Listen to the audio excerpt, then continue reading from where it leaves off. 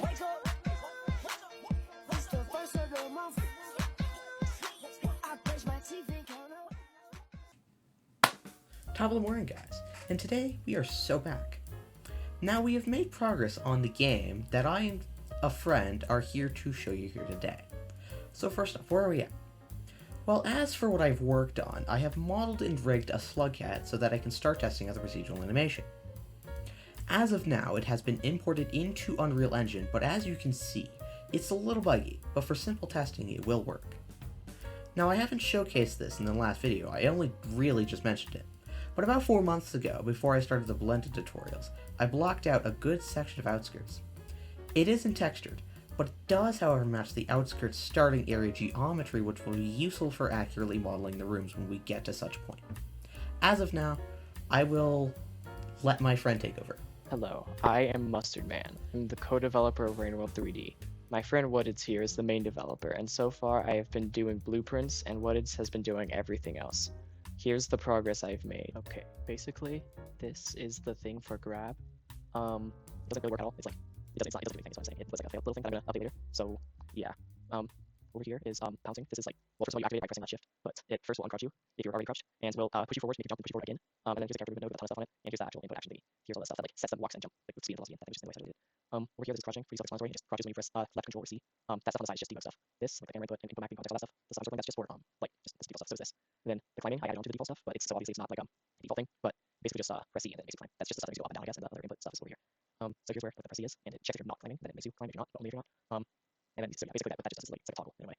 So yeah, down here is the climbing loop, which is just making sure that you stay climbing, I guess, like stay the same rotation. And here's like stop climbing. The custom event is just set to Z. Same thing as before, so it's auto. Here's all this is the input mapping context, all this stuff. Top three are like already there, but all the others I have myself. Here's the whole thing, it doesn't really do anything. Okay, no. I'm recording the devlog for my game. Wow, you interrupted me. No, you interrupted me, but it's not your fault. Okay, this basically is the pole. The box on it is the hitbox. It doesn't really do anything right now. The pole isn't anything special because the like blueprints don't do anything. Not yet.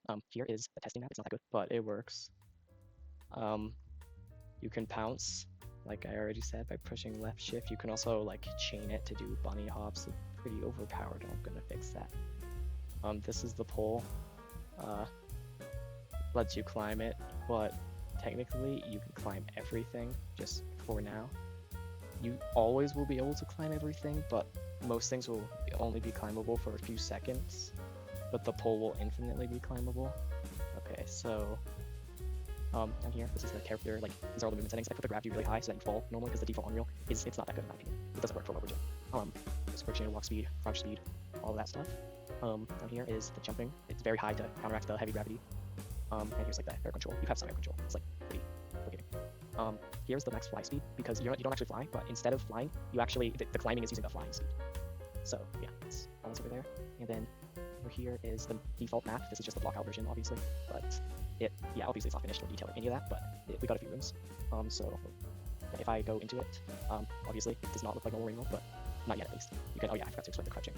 Yeah, you can step up the full blocks. Of course, I'm gonna fix that, but I'm just gonna make it less snappy, I guess. Now here's the tunnels. Obviously, they're gonna be like the pipes. They're gonna be like snappy, and you have to go through them yourselves. Not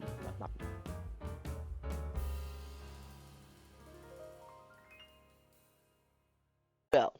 Oh, what's up, guys? To the best part of the video, the part where I personally told the creator to not make him look so freaky, because he looked so freaky and it was not helpful and no one liked him because he was so scary, like it was a horror game.